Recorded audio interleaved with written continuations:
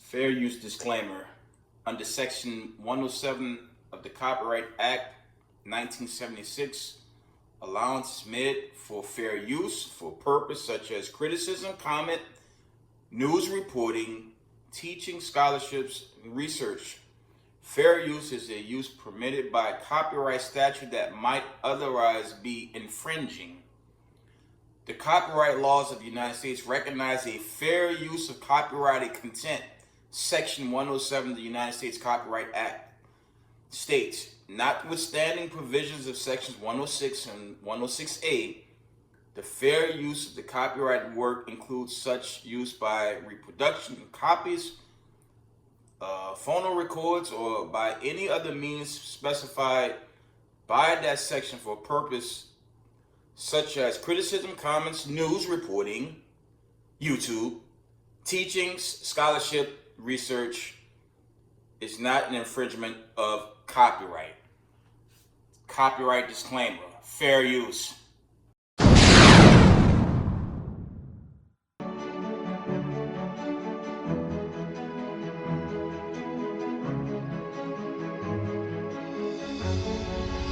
Imagine a world map where the Caribbean is dotted with the shadows of American warships. Yet on Venezuelan soil, the country's special forces move slowly and almost inaudibly, operating Chinese-made radars, drones, and missile systems. An irony that's hard to ignore. A country weakened by Western sanctions for years is now gaining new life from Eastern military technology. Leaked classified American documents reveal President Nicolas Maduro's major move. He is said to have sought direct support from Beijing, Moscow, and even Tehran in preparation for Washington's pressure. This strategy is not mere ordinary diplomacy, but rather a message that Kara does not want to be left alone amid increasingly clear geopolitical threats. The pressing question then arises, is this maneuver merely a political game or the seeds of an anti-US military alliance sprouting in Latin America? Stay tuned, as we will soon see how far Beijing has established its military presence on Venezuelan soil.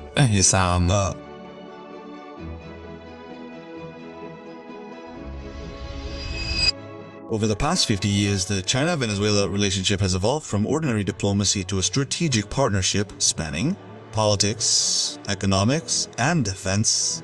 Since Nicolas Maduro's visit to Beijing in September 2023, the two sides signed a series of agreements affirming mutual support. China is committed to safeguarding Venezuela's sovereignty. Meanwhile, Caracas reaffirmed its support for the China One Principle and the Belt and Road Initiative. On the 5th anniversary of diplomatic relations in June 2024, Beijing and Maduro's congratulatory messages were seen as marking a broader phase of cooperation. Beyond humanitarian aid, Beijing has also helped Caracas develop communications and anti-espionage technology. Maduro even once said he couldn't be tapped because he used a Huawei phone given to him by Jinping in the context of US pressure and sanctions. This statement became a symbol of resistance to Western intelligence dominance. China has chosen a non-interventionist stance, distancing itself from Venezuela's internal political conflicts and maintaining contact with all factions, despite Moscow's heavy-handed approach. However, when the US increased its military presence in the Caribbean in the name of its drug war, Beijing, along with Moscow and Tehran, condemned it as a violation of sovereignty. For China, Venezuela is not just a partner in Latin America, but also part of a platform for resistance to Washington's hegemony.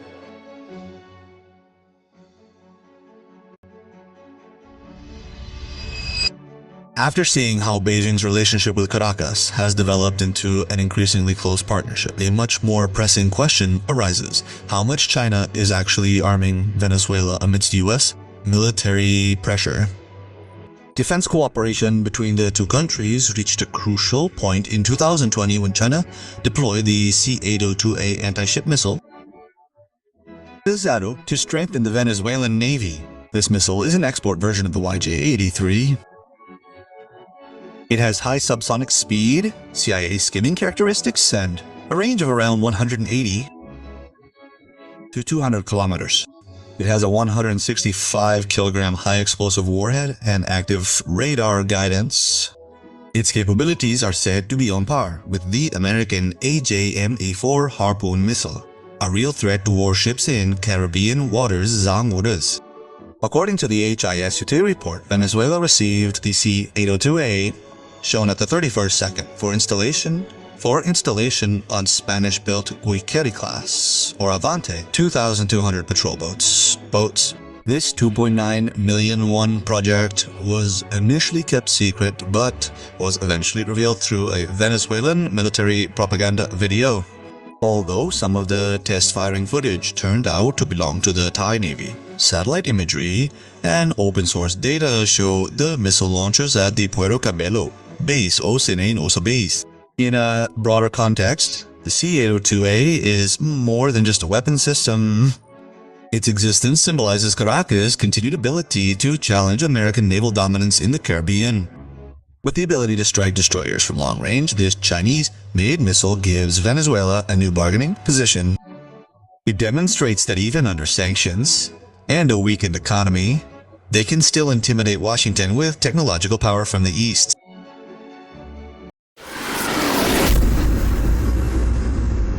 We've been lied to. For years, intelligence agencies told us North Korea had maybe 50 nuclear weapons. Now South Korea's top defense analysts have dropped a bombshell. Kim Jong-un has 150 nuclear warheads, and he's building 400 by 2040. That's not a typo.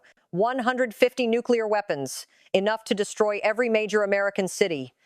And he just unveiled the Hwasong-20, an ICBM that can hit anywhere in the United States with multiple warheads simultaneously, overwhelming any missile defense system we have. So how did we miss this? And what does it mean that the world's most dangerous dictator is 3 times more armed than we thought? Stay with me. Let's start with the shock. South Korea's Korea Institute for Defense Analysis just revealed that North Korea likely possesses between 127 and 150 nuclear weapons. That's more than double, actually triple, what most international estimates claimed. The U.S. Congressional Research Service has been estimating around 50 warheads for years. Turns out, we were catastrophically wrong. These new figures are based on North Korea's known fissile material production rates and recent facility expansion at Yongbyon, the heart of North Korea's nuclear program. The breakdown is terrifying. North Korea has between 115 and 131 uranium-based warheads and between 15 and 19 plutonium-based weapons, and production isn't slowing down. Defense analysts project the arsenal could grow to around 200 weapons by 2030 and surpass 400 by 2040. Kim Jong-un personally ordered the exponential expansion of North Korea's nuclear arsenal back in 2022. He said the world was trying to isolate and stifle North Korea, and the situation calls for redoubled efforts to overwhelmingly beef up our military muscle. Satellite imagery from October and November 2025 shows ongoing modernization and enlargement across the Yongbyon Nuclear Scientific Research Center. One suspected enrichment complex northeast of the radiochemical laboratory has emerged as the most active subsite in the area. Exterior work on new support buildings is complete, with 6 potential heat exchangers installed, equipment typically used to cool centrifuges for uranium enrichment. Kim's January orders to accelerate production of weapons-grade material are being followed to the letter. The 5-megawatt reactor is back online. The experimental light water reactor is in final testing, and the main uranium enrichment cascade has been freshly refurbished. Now let's talk about delivery systems, because having 150 nuclear warheads means nothing if you can't hit your targets. And Kim can hit us. Anywhere. Anytime. In October 2025, at the parade celebrating the 80th anniversary of the Korean Workers' Party, Kim unveiled the Hwasong-20, a solid-fuel, mobile, three-stage ICBM capable of targeting the entire United States. This isn't like the older liquid-fueled missiles that take hours to prepare and can be spotted by satellites. Solid fuel means rapid launch capability minutes, not hours. But here's what makes the Hwasong 2.0 truly terrifying. It's capable of launching multiple nuclear warheads at various targets simultaneously. That's called MIRV technology, multiple independently targetable re-entry vehicles. One missile, many warheads, different cities. Our missile defense systems are designed to intercept single warheads. Against a barrage of multiple warheads from one missile, the math doesn't work. You can't shoot down what you can't track fast enough. And it's not just the Hwasong 2.0. North Korea already had the Hwasong 1.8 and Hwasong 1.9 ICBMs. Now with the Hwasong 2.0, the arsenal of ICBMs that could strike the U.S. has grown exponentially. North Korea has also been working on its submarine program, including a nuclear-powered submarine. Commercial imagery from March 2025 revealed a strategic submarine under construction at Pongdae Shipyard, estimated at 5,000 to 8,000 tons, likely designed to carry submarine-launched ballistic missiles. This creates a second strike capability. Even if America launched a preemptive strike, destroying all North Korea's land-based missiles, submarines hidden in the ocean could still retaliate. That's Nuclear Deterrence 101, and Kim now has it. About escalation while maintaining credibility in other theaters where American commitments face similar technological and strategic pressures. The Cuban crisis occurs simultaneously with ongoing challenges in Eastern Europe, the South China Sea, and the Middle East, stretching American strategic attention beyond sustainable limits. The domestic political implications encompass questions about nuclear doctrine, homeland defense capabilities, and the sustainability of global military commitments when facing peer competitors with advanced weapon systems. The American public has not confronted the reality of homeland vulnerability since the Cold War, making current threats psychologically and politically destabilizing. The regional transformation encompasses more than individual country policies to include systematic alliance building that creates collective capabilities against American regional dominance. The Russia-Cuba Defense Partnership, combined with potential Russian-Mexican military cooperation, represents emergence of alternative security architectures in the Western Hemisphere. The historical parallel to 1962 reveals both similarities and crucial differences that make the current crisis potentially more dangerous. The original Cuban Missile Crisis occurred during a bipolar world with clear spheres of influence and established communication channels between superpowers. Today's crisis unfolds in a multipolar environment with multiple nuclear powers, fragmented alliance systems, and limited diplomatic infrastructure for crisis management. The demonstration effect encourages other countries facing American pressure to consider similar strategies of acquiring advanced defensive capabilities while coordinating with other nations experiencing comparable pressures.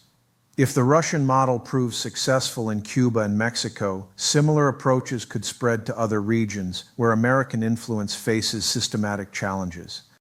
The financial implications include massive increases in homeland defense spending requirements, acceleration of hypersonic weapons development programs, and potential restructuring of global military commitments to address vulnerabilities created by advanced weapons systems deployed near American territory. The technological arms race implications encompass acceleration of hypersonic weapons development, advanced air defense systems, and early warning capabilities designed for compressed decision-making timeframes. This could trigger the most significant military technology competition since the original Cold War, with both sides racing to develop countermeasures that may prove ineffective against rapidly evolving offensive capabilities. The diplomatic infrastructure implications reveal how current international systems lack crisis management mechanisms for nuclear confrontations involving multiple powers. Bilateral communication channels that prevented escalation in 1962 no longer exist in a multipolar world where regional allies possess independent decision-making capabilities. The command and control challenges encompass questions about authority over advanced weapons systems, deployed to Allied territories. If tensions escalate, would Russian weapons in Cuba remain under Moscow's control, or would Cuban authorities gain operational autonomy, complicating de-escalation efforts? The verification dimensions include establishing mechanisms for confirming weapons deployments and potential removal under negotiated agreements. Modern weapons systems can be disguised, concealed, or rapidly moved in ways that complicate arms control implementation, unlike 1962. This crisis forces clarity when circumstances become difficult. Kennedy and Khrushchev nearly destroyed the world in 1962, but that crisis produced the Moscow-Washington hotline, arms control treaties, and mutual recognition that both powers must respect each other's vital security areas. Today, Russia has missiles in Cuba, while Mexico considers Russian weapons. America must choose between negotiating a new balance of power or risking escalation no one can control. There was no need for NATO expansion right to the doors of Russia. Russia had put down the last red lines as Ukraine and Georgia. When these were crossed, they went to war. They have gotten into a fight 4 years down, and they are still prepared to fight because their core national interests are being threatened. So this is as far as Ukraine is concerned, and we hope better sense will prevail. Now let's go to the other side of the globe, to the Western Hemisphere. United States has been threatening now for some time to attack Venezuela. It has steadily been mounting the pressure, accusing it of pushing drugs, peddling drugs to the United States. All its weakness of border control is being foisted onto Venezuela, right? And it has been slowly amping up the pressure in terms of attacks on Venezuelan boats which were supposed to be carrying drugs. They have been shooting, murdering, killing people, possibly civilians, in small little boats and yachts and ships. And now they have taken to, arresting a tanker which was carrying Venezuelan oil. Venezuela has the largest oil reserves outside Russia, Saudi Arabia. The largest oil reserves in the world, 3 billion barrels per day is what it can provide. That is the basic root of the geopolitical problem. China has invested heavily in Venezuelan oil. So has Russia invested in Venezuela. And both Russia and China are keen to pay back America in its own coin. Just like America has been provoking conflicts in Ukraine and in Taiwan, South China Sea, the Chinese and the Russians now want to repay that compliment by helping hostile powers like Venezuela, Iran, etc. to fight against United States and give it a tit for tat. So if a war starts in Venezuela, it could have, it could spin out of control. It could have consequences far beyond the region. It could end up into, conflict escalation, conflict creep, and become an endless wars like the one that had happened in Vietnam, like the ones that had happened in Middle East and in Afghanistan. There could be mission creep. There could be unpredictable consequences. So therefore, it would be better for America to think before it gets into a war that becomes another endless quagmire and draws in American resources and lives. I don't think the people of America are in any mood to countenance being dragged into another war. Such wars are started in the promise and hope that they will be very short, very sweet, and give you a cheap victory. It doesn't very often happen that way. Miscalculations happen, and miscalculations could occur in Venezuela. Now let's take a look at China. China and Japan are exchanging very hot rhetoric which could easily spin out of control. The United States has suddenly realized that with the advent of hypersonic weapons, hypersonic missiles with Russia and China, the Patriot batteries can no longer stop the Kinzhals. The Kinzhals have been able to destroy the Patriot batteries because the hypersonic missiles come at speeds of Mach 5, Mach 10. They can change course, alter course in the middle of the attack, and it is not any longer a problem of simple ballistic trajectory which can be predicted, which can be countered. American weaponry was more attuned to fighting with weaker powers like Libya, like Iraq, like Afghanistan. America and Europe are not really up to fighting with peer group powers like Russia and China, which are now armed with hypersonic weapons. Even if China invades Taiwan with its hypersonic cruise missiles, it can ensure anti-access A2AD, anti-access area denial.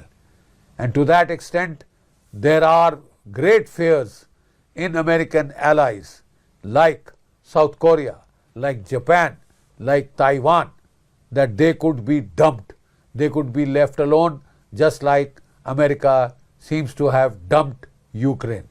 Seems to have is more like it. I'm not very sure if they have dumped Ukraine entirely, because American troops have been moved towards the borders of Romania in Europe.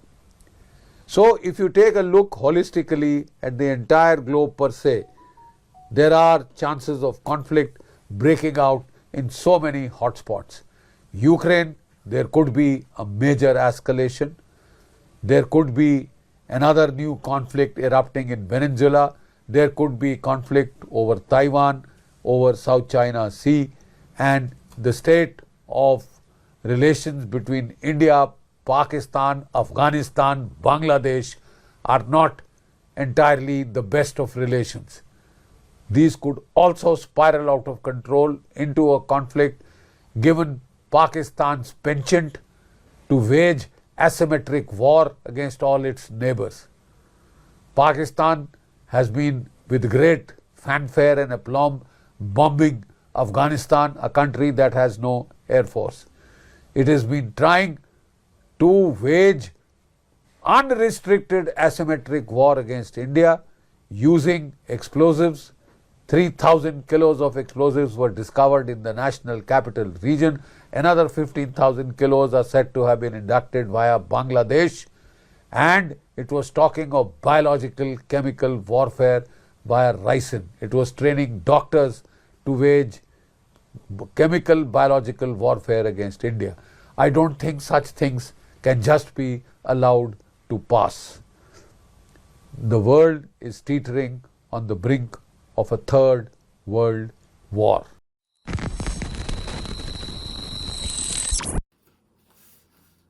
Reading out of the book of Matthew chapter 24 and verse 6, and it says, "And ye shall hear of wars and rumors of wars. See that ye be not troubled, for all these things must come to pass, but the end is not yet." I'll read that again.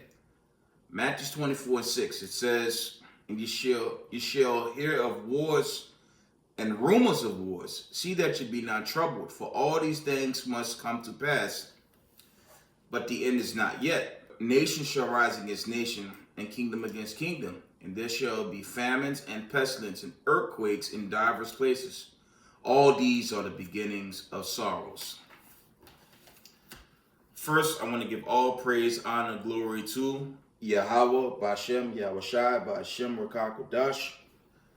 Double honors to the mighty men, the elders, and the apostles in the community, waking up the lost sheep, the house of Israel in these last days. Peace and blessings to everyone doing the truth and harmonious sincerity.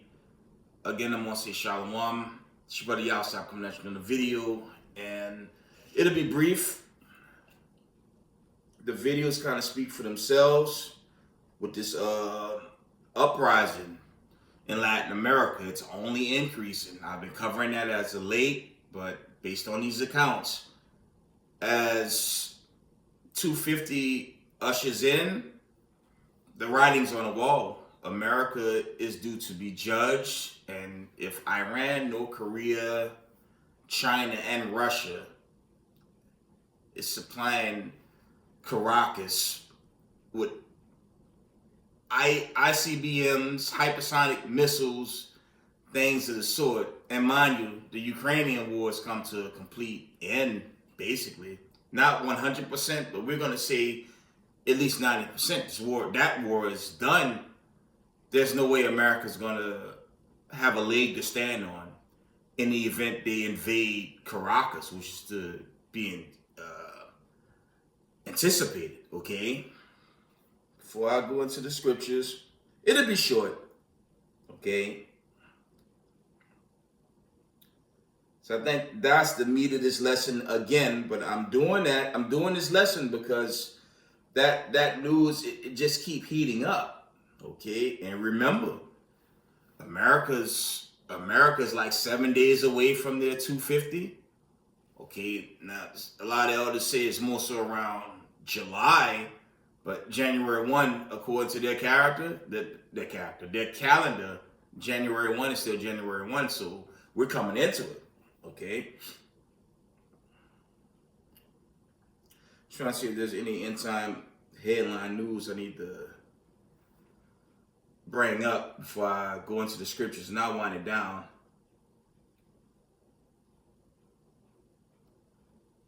Check this one out. End time headline reports. It says, growing number of Americans are convinced that aliens have visited the earth. Well, they have their take on it, but we know the biblical take. That hadn't happened. This whole October 19th, not October 19th, it's December 19th headline or deadline. Nothing happened, okay? And I done videos telling y'all don't get jammed up with a date. No man knew the day or the hour to come in the Son of Man. So December 19th came and went, not a damn thing happened, okay? Is that End time headline reports, it says Skynet has now become a reality. I guess that's all going into this AI. And on this AI topic, before I wind down, go into the scriptures in this video, AI is a significant sign of the end of this rulership. Okay, I'm not the only one saying that, but that's a huge sign their kingdom is winding down. Okay, I thought I would put that out there. Yeah, more drama with the Epstein files, but I said this about the Epstein file a while back. They're probably putting out a redacted version of the real thing, and that's just where that's going to go. Okay. Let's go into the scriptures. I don't really see anything going on except this whole December 19th, the whole 3-Eye Atlas thing. That date is gone. It's come and gone and nothing. That thing comes off incorrect when they put a date on it because, again, no one knows the day, the hour of the Lord. Okay. I want to say happy Feast of Dedication. Okay, happy Hanukkah again for us celebrating that right now in the season, in the spirit. But let's carry on with the scriptures. Because when you look at these videos I post, it's showing you what? The Lord's about to shut this thing down, man. Entering the 250, it's just what it is. The children of Israel, I'm gonna keep putting this out here. The children of Israel is about to get their deliverance, their salvation. Okay, the other nations going into subjection and racism, white supremacy, the powers that rule that nation in power right now, they're at their end. That's why there's so much panic and chaos on the earth, right? Matthew 24 and verse 12. It says, and because iniquity shall abound, the love of many shall wax cold. And we're seeing that in these end of days. You look at the violence, you look at the crime throughout this earth. It's pretty bad out there, okay? Violence, and this time, it makes Genesis, the 6th chapter, look pretty light. That's how bad it is, okay? But it's the Lord showing us we're entering into the end of their kingdom, okay? That's what's going on now, obviously. Okay. From the top, it says Matthew 24 and 12, it reads, and because iniquity shall abound, the love of many shall wax cold. But he that shall endure unto the end, the same shall be saved. So it's very important to labor in the knowledge of the truth in these last days, okay? We're entering into 250 very soon, and I reckon, like I said in the previous video, it could be 2 more years, it could be up to 5 years, it could be even 10 years. We don't know. The Heavenly Father knew that, okay? But based on these accounts and the signs right now, it don't look good. I mean, North Korea, according to that account, North Korea could send missiles to any U.S. city. North Korea. I ain't mentioned Russia or China. We talking about North Korea, okay? And according to the account, America, and you saw that with the Iran v. Israel, when they were just raining missiles down on Tel Aviv, they couldn't catch every missile coming. Okay, their Iron Dome, that was a failure. And that's how America is going to be besieged in the end day. Okay, 2nd Ezra 7:43, the day of doom. That's due. I'm like, I don't know what's truly left entering into 250, right? You got to keep in mind, these elites, they have all types of sick things lined up. There's a rumor of a new pandemic, okay? And there's a lot of rumors that with this next pandemic, they want to give people the corona. It's not a new thing. Brother's been bringing that out. You know, you had some saying that won't manifest, but we don't know. But while we here, we have to stay alert. Okay. See in Matthew 24. Okay. Matthew 24 and verse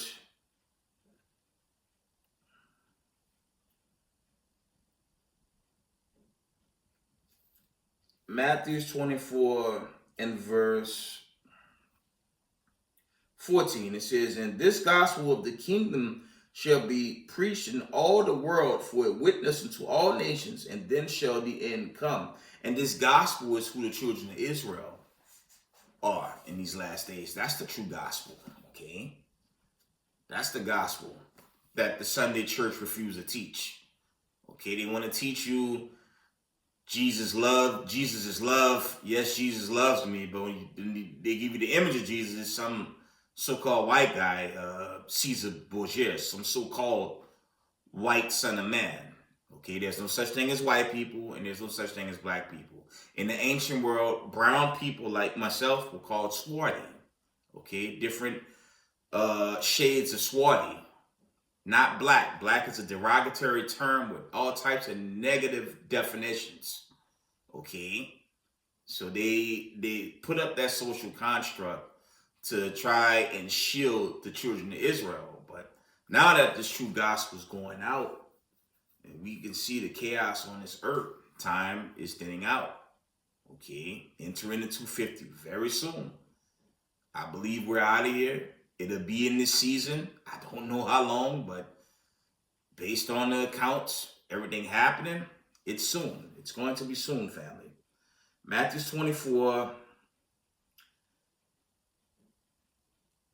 I'm going to read 14 again. It says, and this gospel of the kingdom shall be preached in all the world for a witness unto all nations, and then shall the end come. Okay, then that's the gospel of who the children of Israel truly are.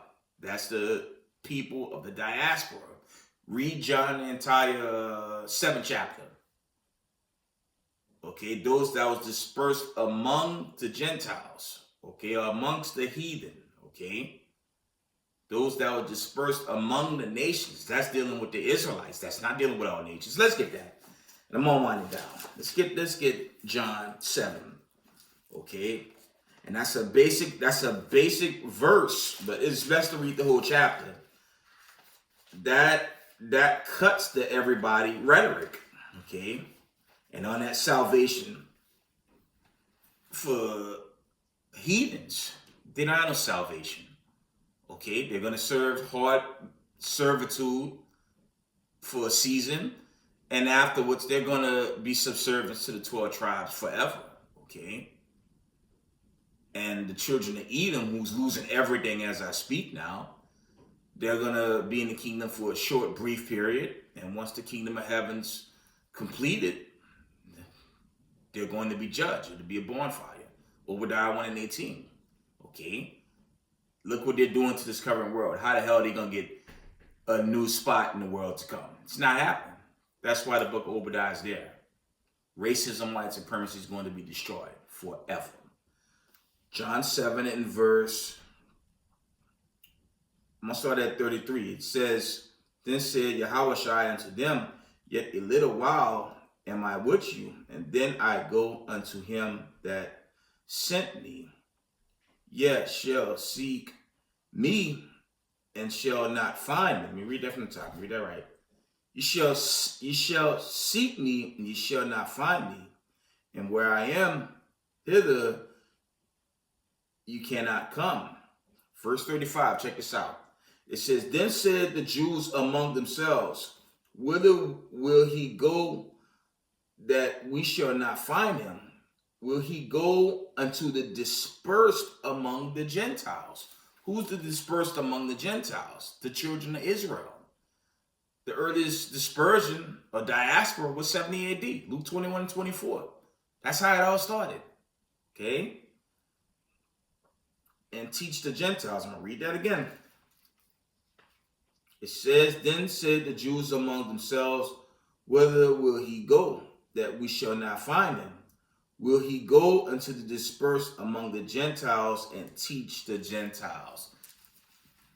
Those Gentiles not talking about heathens. If you had a diaspora in Luke 21:24, then you had a diaspora later on as prophesied in Deuteronomy 28:68, generations later.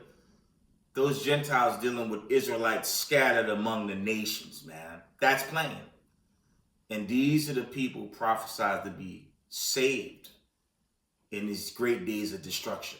Okay. Let's go back to Matthew 24. Okay.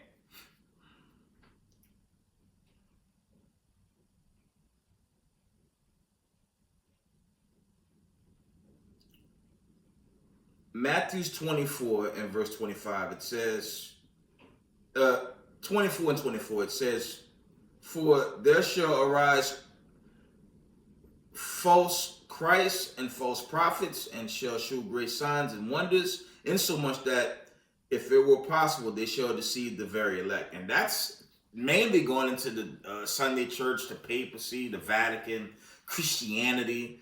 But that also goes into Israel. Now you got these madness doctrines where the heathen's going to get the same salvation as Israel. Okay, the Lord's going to destroy all those groups and all those sections within Israel, all those groups like that, they're going to be wiped out on the day of the Lord. Okay. Verse 25, it says, behold, I told you before, wherefore if they shall say unto you, behold, he's in the desert, go not forth, behold, he's in the secret chambers, believe it not. So you're going to have idiots teaching Yahushua going to show up in MSG and places like that. That's going to happen as that day get closer and closer. Okay? No man know the day or the hour. You got circus clowns like Yaju and his pack of idiots. And how do you say? It's a multitude of false teachers and antichrists out there. Okay? Don't believe stuff like that. Don't believe these guys saying that they're the Son of Man, as you got guys out there doing, like Yaju and company. Okay, the day is getting close. America's entering the 250, and you have to anticipate a coming judgment. Okay.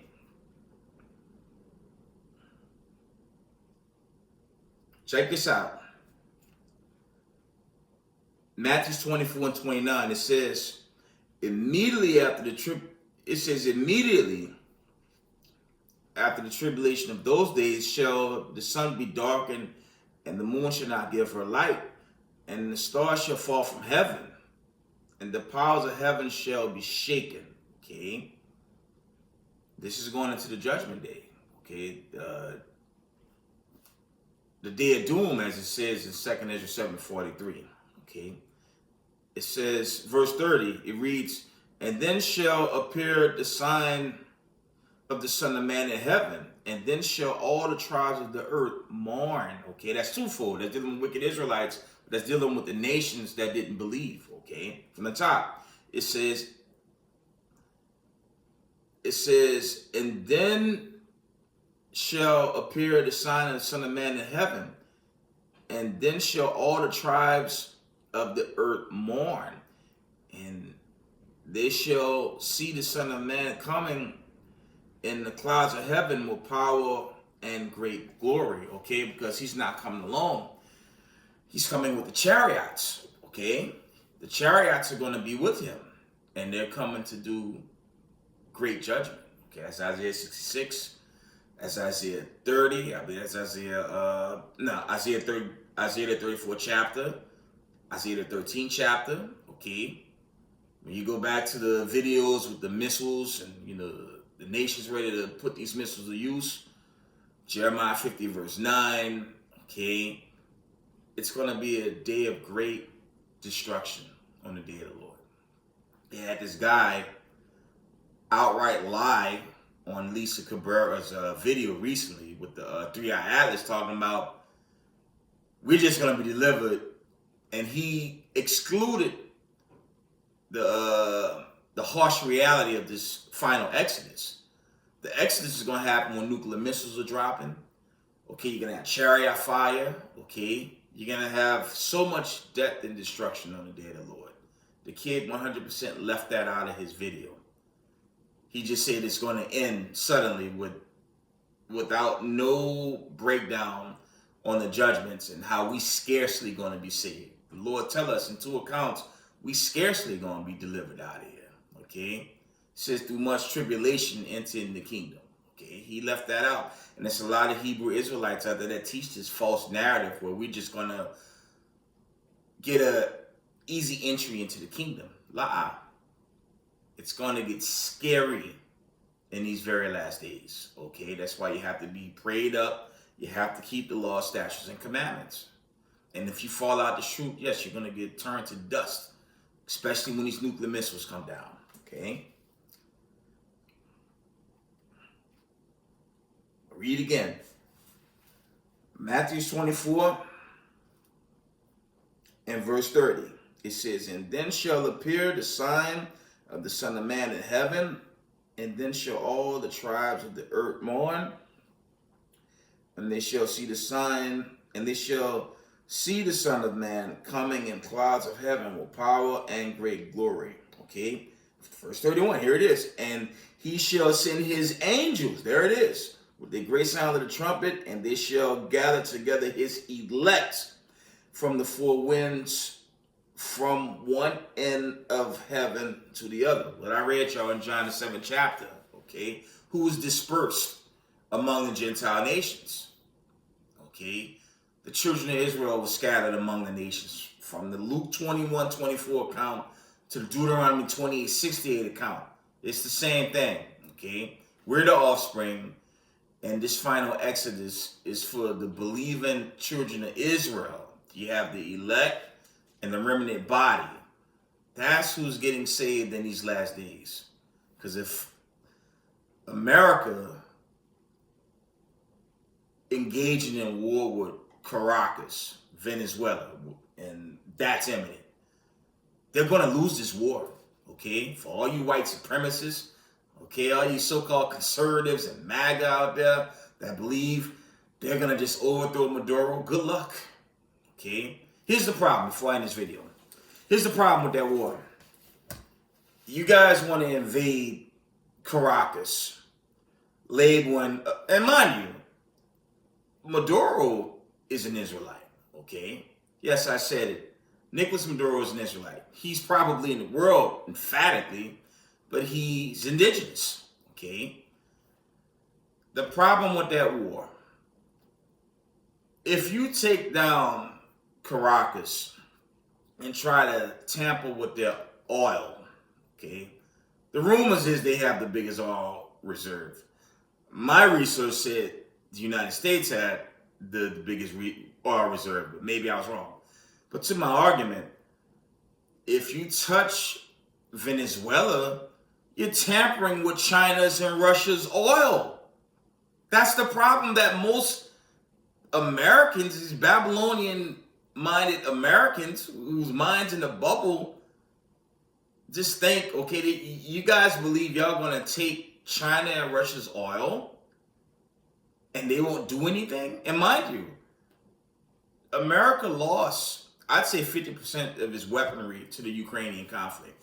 So they're gonna just find themselves fighting Russia over their oil supply, China's oil supply, okay? North Korea, Iran, all these people are behind Venezuela. So this war is gonna end in total catastrophe for the United States of America. And it can very well usher in the end time prophecy in Revelation 17 chapter. One more, I'm minded, okay? So there's a problem with that conflict, and it's going to happen. And when it does, America's going to be destroyed, okay?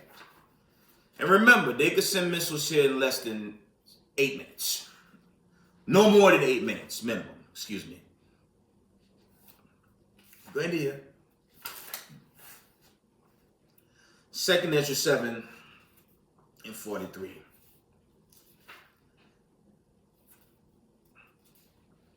Okay. 2nd Ezra chapter 7. I had it, I lost it. Give me a minute. And verse 43. It reads, "But the day of doom shall be the end of this time and the beginning of immortality for to come, where its corruption is past." Okay. It says, interference